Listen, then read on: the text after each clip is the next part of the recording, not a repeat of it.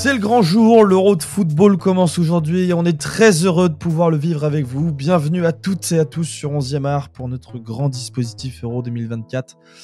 Certains ne débarquent peut-être que maintenant, soyez donc les bienvenus, vous êtes évidemment ici chez vous.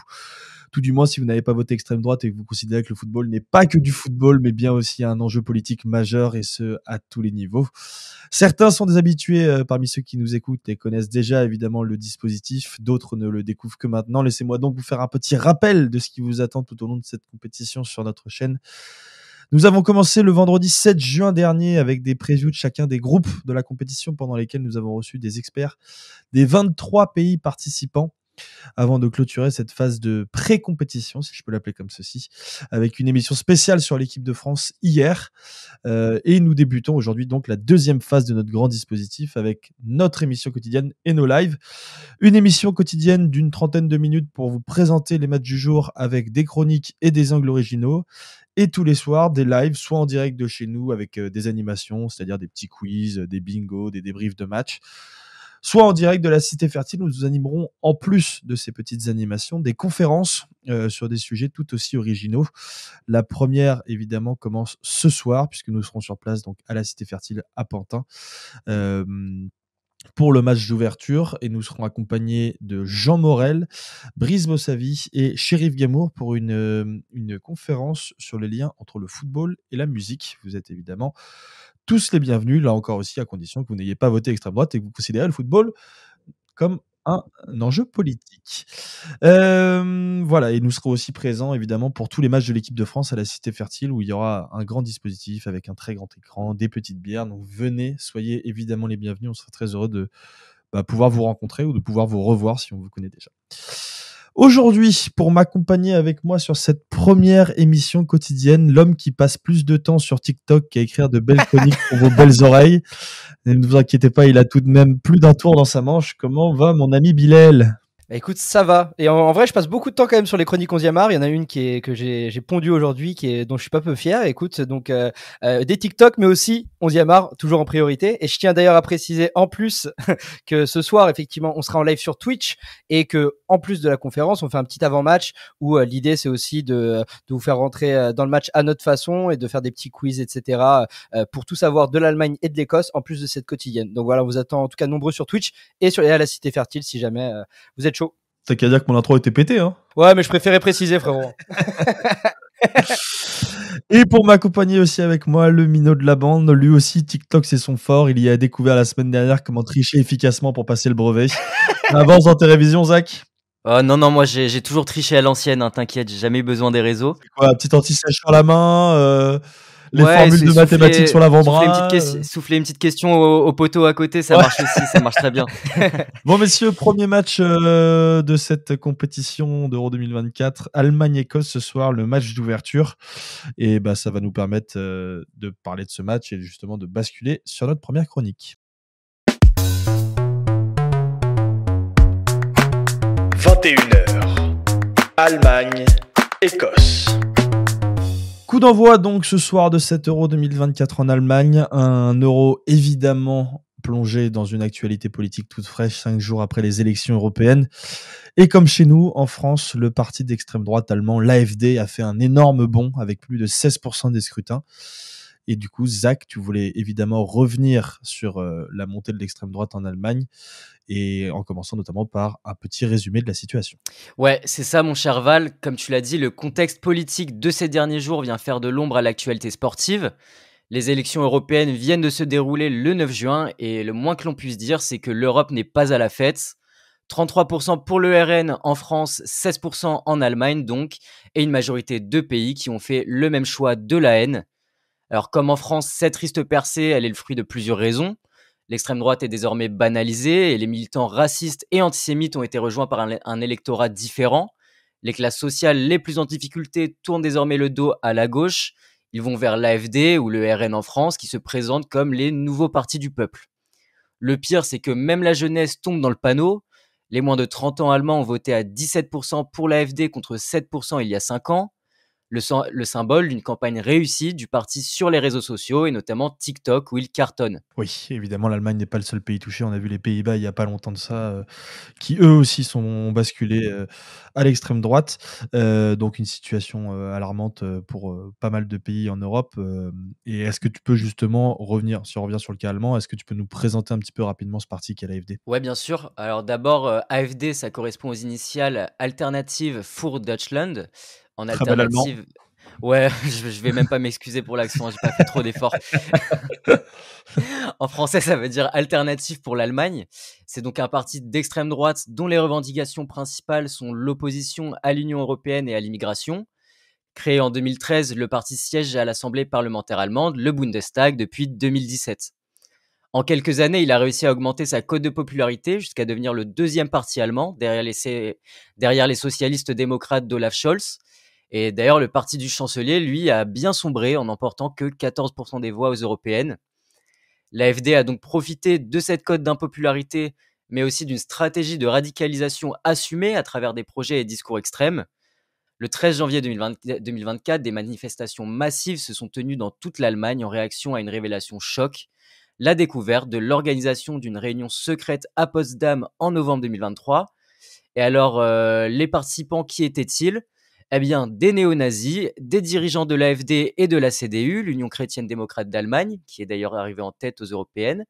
Et comme sujet de discussion, la volonté de créer un réseau voué à l'expulsion de plus de 2 millions de personnes étrangères ou d'origine étrangère. Bref, une révélation qui a fait se soulever la population allemande en masse, plus d'1,5 million personnes qui se sont réunies dans la rue, et une population allemande qui est encore traumatisée par la Shoah. Les Allemands ont ancré ce génocide au cœur de l'éducation et réalisent un travail de mémoire énorme depuis les années 80. Vous l'imaginez comment, vous, cette réunion? Moi, j'imagine des mecs tout en blanc, déguisés avec des trucs bizarres, des petites bougies, une ambiance un peu tamisée, un truc un peu sympa, quoi. Je sais pas comment vous l'imaginez, vous, mais... Ouais. Pas trop de lumière, ils se sont dit, bon les gars, on va parler sérieux maintenant. Voilà.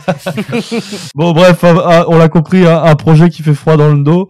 Est-ce que, justement, au cours de ces derniers mois, la fameuse mobilisation dont tu parlais, elle s'est aussi faite ressentir dans le monde du football? Ouais, et heureusement d'ailleurs, dans le foot, il y a eu beaucoup de mouvements, qui soient individuels ou collectifs. L'Allemagne compte plusieurs organisations politisées en lien avec le football. Alors attention les oreilles encore, je vais tenter.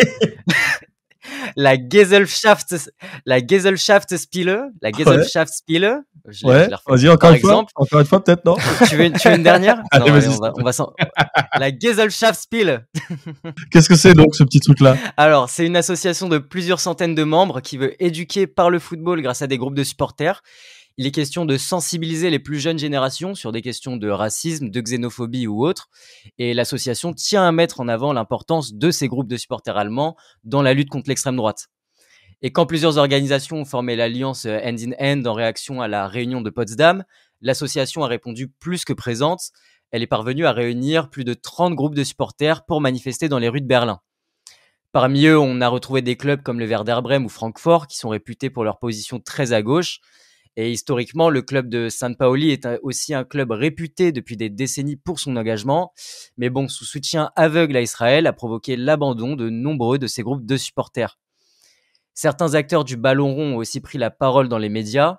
Le président de l'Eintracht avait par exemple déclaré vouloir donner des claques aux électeurs de l'AfD, ça c'est un message assez clair. Et l'ancien président du Bayern Uli avait lui prononcé un discours d'union lors de la cérémonie commémorative de Franz Beckenbauer en appelant à rejeter le parti. Donc pas mal de réactions, mais pas forcément suffisantes vu l'élan de l'extrême droite actuelle, je suppose. Alors les mobilisations, elles ont été assez importantes du coup, mais le problème c'est qu'en face, l'extrême droite se mobilise aussi. Les supporters du Hansa Rostock, par exemple, s'illustrent régulièrement par des chants racistes. Et si c'est moins le cas aujourd'hui, on a souvent entendu des chants similaires dans les tribunes à Leipzig. Assez inquiétant aussi, c'est l'implantation de groupes de supporters dans des clubs amateurs. À Aix-la-Chapelle, par exemple, ville ouest allemande, plusieurs groupes de hooligans remplissent les tribunes, mais bon, pas de problème pour le club qui n'y voit aucun inconvénient. Alors on parle là évidemment des clubs. Est-ce que tu sais si l'AfD peut avoir un impact évidemment sur l'Euro et sur la sélection allemande, par exemple? Ouais, là il faudra faire attention, c'est que l'AfD se sert aussi du foot pour diffuser ses idées, et surtout via la Mannschaft, qu'elle a souvent lié ces dernières semaines à son image pour promouvoir ses pensées nationalistes. Et cette stratégie pourrait s'avérer payante autour d'une sélection allemande qui suscite beaucoup moins d'intérêt ces dernières années. Le seul point positif dans l'histoire, à la limite, c'est de savoir que l'AfD est elle-même capable de se tirer des balles dans le pied. Comme lorsque la tête de liste du parti, Maximilian Krah, avait déclaré qu'un SS n'était pas automatiquement un criminel. Alors avec cette déclaration, il a réussi à se mettre même l'extrême droite française à dos, faut le faire, qui a dû se dire que le coup de pub n'était pas incroyable. Mais malheureusement, cette phrase, elle vient révéler un discours dangereux, de plus en plus assumé, que ce soit en Allemagne ou en Europe. Et donc, on verra par la suite si le football allemand continuera de se mobiliser durant la compétition, mais aussi après. Eh bien, merci beaucoup, Zach, pour cette petite chronique sur malheureusement cette montée de l'extrême droite en Europe qui vient un peu nous emmerder pendant cet Euro. On voulait être tranquille, avoir nos matchs tranquilles, et là, il y a les fachos qui ont débarqué. Bah ouais, on voulait parler de foot. Évidemment, il y aura un rebond démocratique et on l'espère en tout cas très fortement. Ouais, Bilal, tu voulais réagir un peu là-dessus ? C'est ce que j'allais dire, c'est qu'en réalité, c'est tellement inquiétant tout ce qu'on entend. Là, la montée des extrêmes en Europe et voir au moins les stades se mobiliser, ça c'est quelque chose qui fait toujours plaisir et c'est aussi un peu pour ça qu'on fait ces podcasts. C'est important de voir qu'il y a un soutien populaire derrière des bonnes valeurs entre guillemets et que au moins, même si on voit la montée des extrêmes, les stades eux font front. Ouais, et je suis complètement d'accord avec toi. Et ça va nous permettre aussi de basculer sur le deuxième sujet de la journée. Alors, évidemment, il n'y a qu'un seul match aujourd'hui, Allemagne-Écosse, donc vos deux chroniques, messieurs, se sont focalisés évidemment sur ce match. Zach vient de nous faire l'Allemagne. Je propose qu'on passe sur Bilal pour l'Écosse. 21h. Allemagne, Écosse. L'autre adversaire de l'Allemagne aujourd'hui, l'Écosse, ce petit pays de football dont on entend parler ponctuellement, notamment à travers ses trois grands clubs, si on rajoute Aberdeen. Je parle évidemment des Glasgow Rangers et du Celtic Glasgow. Et justement, Bilal, tu voulais nous parler un petit peu de ces clubs et leur lien avec la question de l'indépendantisme écossais. C'est ça, Val. J'ai décidé de vous parler de l'Écosse et de sa cause indépendantiste qui est toujours d'actualité aujourd'hui. Déjà, on va débuter par un petit historique des relations entre l'Écosse et le Royaume-Uni et plus particulièrement l'Angleterre. Entre le début du XIVe siècle et la fin du XVIe siècle, l'Écosse et l'Angleterre vont se livrer de nombreuses batailles avec notamment des sujets de frontières. Une histoire qui sera marquée par la violence et la passion, les batailles sanglantes et les mariages royaux. Au fil des siècles, les relations entre l'Angleterre et l'Écosse vont se pacifier et l'Écosse deviendra nation constitutive du Royaume-Uni, une union politique avec le Royaume d'Angleterre le 1er mai 1707. C'est d'ailleurs son statut actuel. Néanmoins, une forme de méfiance réciproque et historique demeure, alimentée par les relations politiques entre partis, qu'ils soient unionistes ou indépendantistes, et nourrie par les crises comme l'a montré plus récemment le Brexit. Merci beaucoup pour cette petite introduction très historique. Est-ce que tu peux nous parler du coup maintenant de la cause indépendantiste et où est-ce qu'elle en est actuellement surtout ? Écoute, oui, c'est toujours d'actualité. Déjà, il faut remonter dans les années 80 pour comprendre un peu tout ça. À l'époque, l'industrie, une des grandes forces de l'Écosse, s'effondre. En pleine crise économique et sociale, le gouvernement de Margaret Thatcher, première ministre du Royaume-Uni, devient la cible des critiques écossaises, d'une proximité religieuse, le protestantisme, et politique, le vote conservateur. L'Écosse va évoluer vers une opposition à Londres, et cette défiance envers Londres va renforcer un parti, le parti indépendantiste Scottish National Party, le SNP. Et c'est ce même parti qui, en 2011, va créer la surprise. Il remporte la majorité absolue au Parlement d'Édimbourg et promettent de mettre en place un référendum sur l'indépendance. Il aura bien lieu en 2014. Il rassemblera les foules avec un taux de participation impressionnant de quasiment 85%. C'est pourtant bien le non qui l'emporte avec 55% des suffrages. Mais les indépendantistes ne lâchent pas l'affaire. En 2016, c'est le Brexit où les Britanniques décident de quitter l'Union européenne, on le sait. Et les indépendantistes en profitent pour relancer de nouveau le débat par la voix d'une des figures du mouvement, Nicola Sturgeon. Selon elle, oui, c'est elle. Très bel accent aussi. C'est un peu plus facile que mon ami allemand. Alors, refais-le aussi. Nicola Sturgeon. Et j'ai pas besoin de crier pour ça. Ne pas hésiter. Selon elle, l'Écosse se doit de quitter le Royaume-Uni en raison du vote massif des Écossais en faveur d'un maintien dans l'Union européenne. Elle va devenir la figure de proue de la cause et se battre pour obtenir un nouveau référendum. Finalement, en novembre 2022, la plus haute juridiction du Royaume-Uni rendra le verdict que seul le gouvernement britannique est en mesure d'autoriser un tel scrutin. un véritable échec pour la cause. Alors par contre, juste un truc, je t'ai demandé il y a 5 minutes de me faire un petit point sur la situation actuelle. Toi, t'es revenu encore 10 ans en arrière. Est-ce que tu peux... Je repose donc la question. Est-ce que tu peux me parler de la situation actuelle, s'il te plaît ? J'arrive. Aujourd'hui, le soutien à la dépendance est tombé entre 41 et 43% selon des sondages réalisés en avril 2024. Alors là, on est récent. Et la cause n'est globalement pas au mieux. Déjà l'an dernier, Nicola Sturgeon, donc ce que je disais, première ministre depuis 8 ans, avait pris la décision de démissionner à la surprise générale. Elle laisse un parti affaibli. À sa place, un certain Humza Yousaf, c'est bon, âgé de 37 ans, pas mal, devient le premier chef du gouvernement écossais de l'histoire. Ancien ministre de la Santé, la tâche s'annonce toutefois ardue de relancer un mouvement après le départ de la figure de proue, Nicola Sturgeon. Le SNP, le parti indépendantiste, avait cependant un accord depuis 2021 avec les Verts qui permettait au parti de continuer de gouverner le pays. Malheureusement, cet accord a volé en éclats il y a 2 mois. Une des promesses du SNP pour garantir cet accord était le fait de réussir à baisser de 75% les émissions de gaz à effet de serre d'ici 2030. Humza Yousaf a pris la parole pour indiquer que cet objectif n'était pas atteignable, mettant ainsi fin à la coalition avec les Verts.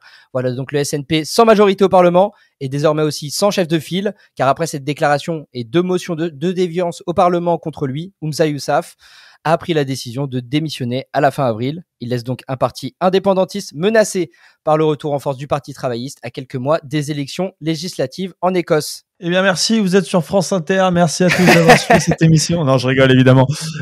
C'était une vanne pour dire que pour l'instant, on parlait pas trop de foot. Est-ce que tu peux me faire le lien, justement, où est-ce que tu veux aller avec cette chronique, Bilal ? Eh ben, je vais te faire un lien tout de suite. Si je te dis football écossais, quels sont les 2 clubs auxquels tu penses tout de suite ? Écoute, je crois que je l'ai dit dans mon introduction, donc je vais le répéter. Les Glasgow Rangers et Aberdeen. Très bien, ça marche pas. Tu veux la refaire ? Les Glasgow Rangers, c'est évidemment le Celtic, qui sont les 2 plus grands clubs du pays. Et oui, 2 clubs de Glasgow, donc 2 clubs qui symbolisent bien la division du pays sur la question indépendantiste. Déjà, lors du référendum de 2014 à Glasgow, plus grande ville du pays, c'est le oui qui l'avait emporté à 53% des votes. Mais historiquement, les 2 clubs s'opposent pour tout un tas de raisons. Par exemple, au niveau de la religion, le Celtic ayant été fondé par un ecclésiastique catholique, soutient évidemment le catholicisme, quand les Glasgow Rangers sont eux historiquement protestants. La différence qui nous intéresse ici, c'est la question de l'indépendance ou non du pays. Et côté sentiment national, les 2 rivaux s'opposent totalement. Pour le Celtic Glasgow, il est très clair que les supporters sont majoritairement en faveur d'une sortie du Royaume-Uni. Le Celtic Glasgow a été fondé par des Irlandais. Les hommes qui composèrent les premiers comités de l'histoire du club étaient des fils d'immigrés irlandais. Ce club reconnaît évidemment l'Irlande comme pays de ses origines spirituelles, pays qui aura connu la grande famine au milieu du 19e siècle, qui causera la mort d'au moins 1 million de personnes et le départ de plus d'1 million d'autres, notamment vers la Grande-Bretagne et l'Écosse donc.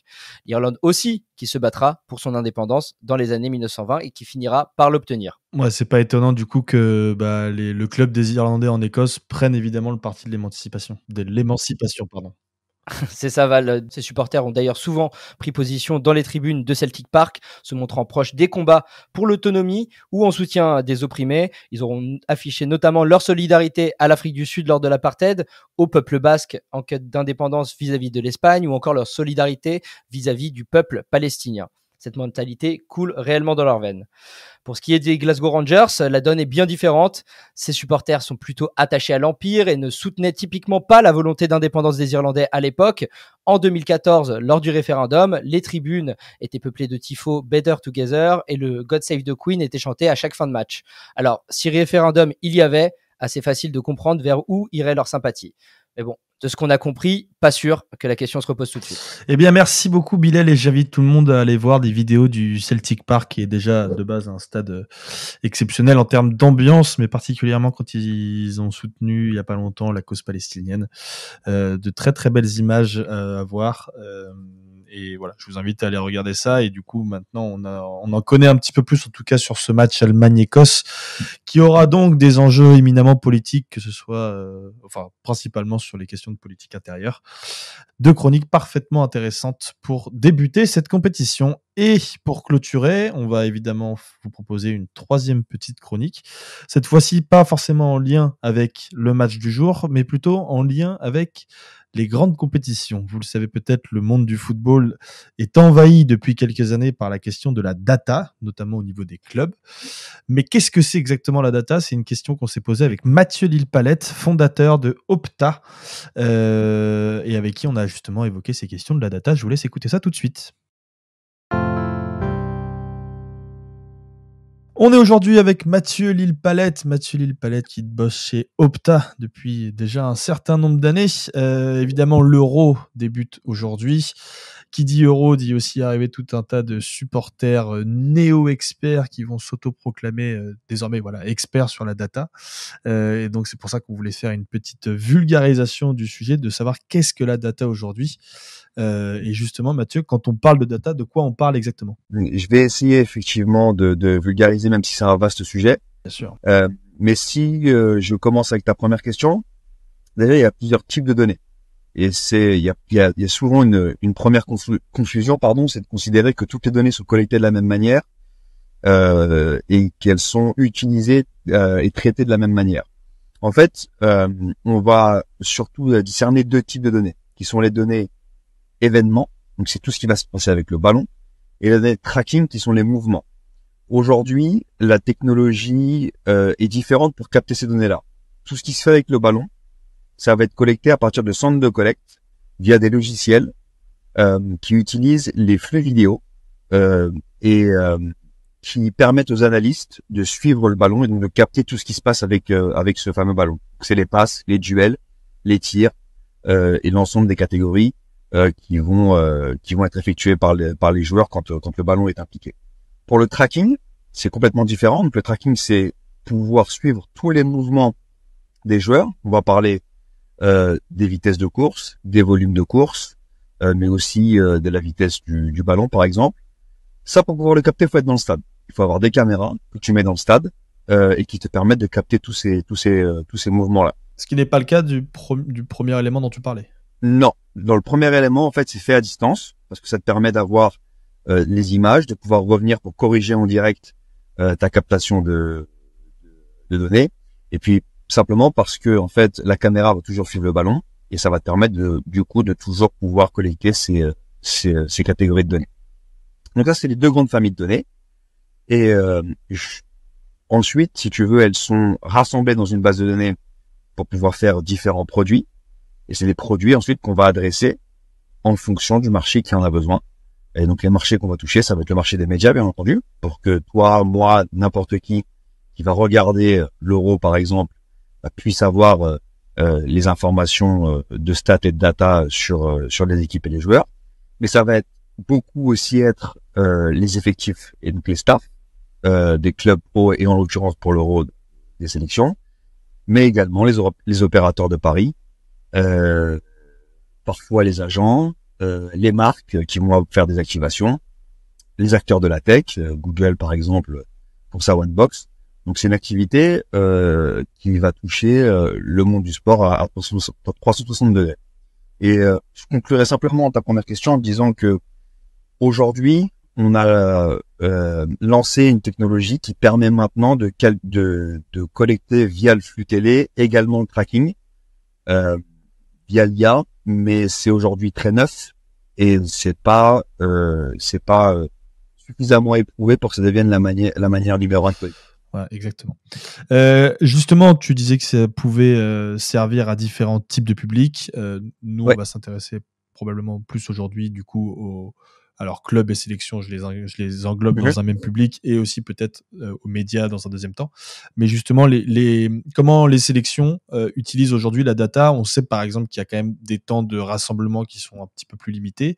Est-ce que c'est quelque chose qui est en train de se démocratiser au sein même des sélections ou est-ce que il y a d'autres priorités qu'aujourd'hui des analyses chiffrées, etc.? Non, ça fait la démocratisation, ça fait relativement longtemps qu'elle existe. C'est-à-dire que sur les grandes sélections, les sélections qu'on est moyens, je pourrais pas t'en citer, les fédérations qu'on est moyens, je pourrais pas t'en citer qui n'utilisent pas du tout la data. Même les petites, par exemple, typiquement la Géorgie qui est considérée comme le petit poussé aujourd'hui?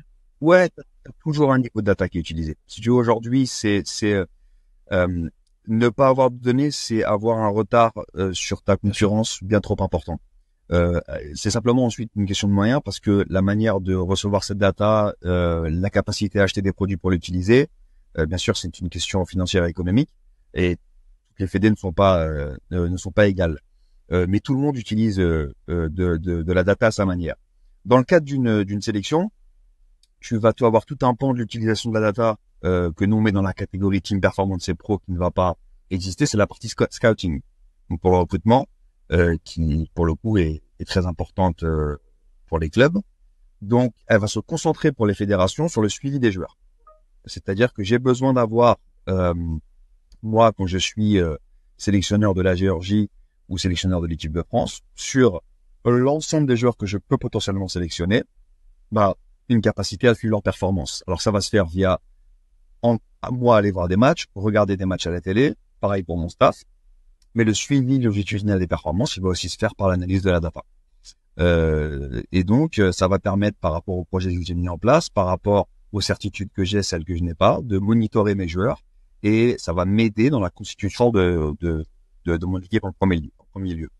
Une fois que j'ai dépassé ce stade-là et que j'ai les joueurs à disposition, je vais aussi monitorer bien sûr leur performance au sein de mon équipe quand ils jouent en sélection, pour essayer de comprendre quelles sont mes meilleures options à tel ou tel poste, quelle est ma meilleure formation, quand est-ce que je suis le plus performant.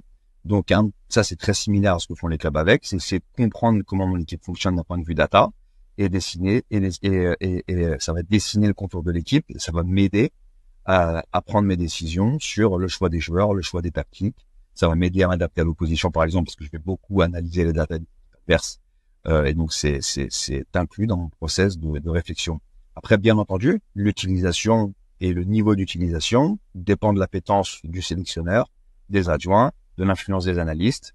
Donc, il y a quand même beaucoup de paramètres sur lesquels le curseur peut bouger et qui ont un impact sur l'utilisation de la donnée par les sélections.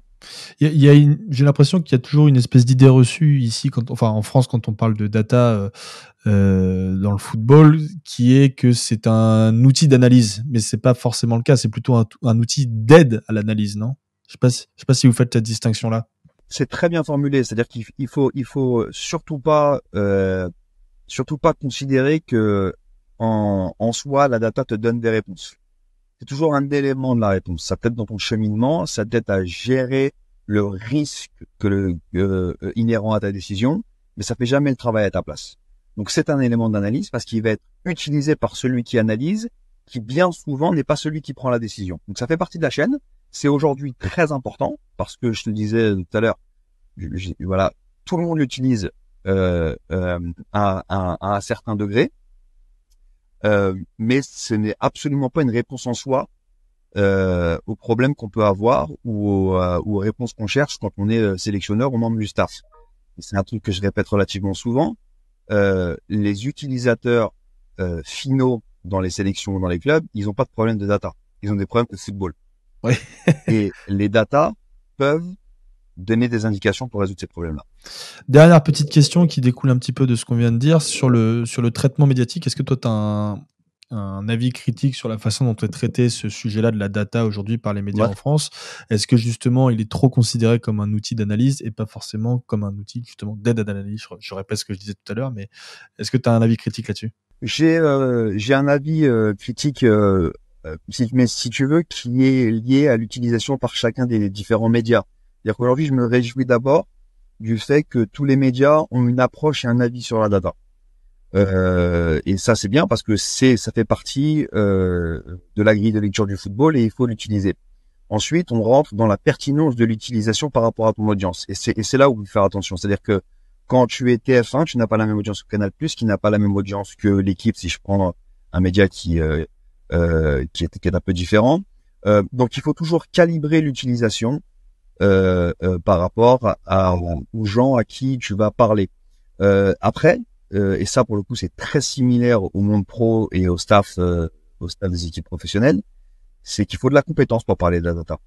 Donc si tu mets la data dans les mains de quelqu'un qui n'aime pas ça et qui va l'utiliser simplement à charge ou qui va se cacher derrière parce que la personne n'est pas formée, connaît pas bien les définitions de chaque catégorie, fait des raccourcis entre data et analyse, tu t'exposes à une mauvaise utilisation de la data. Ça existe de moins en moins, mais ça existe encore.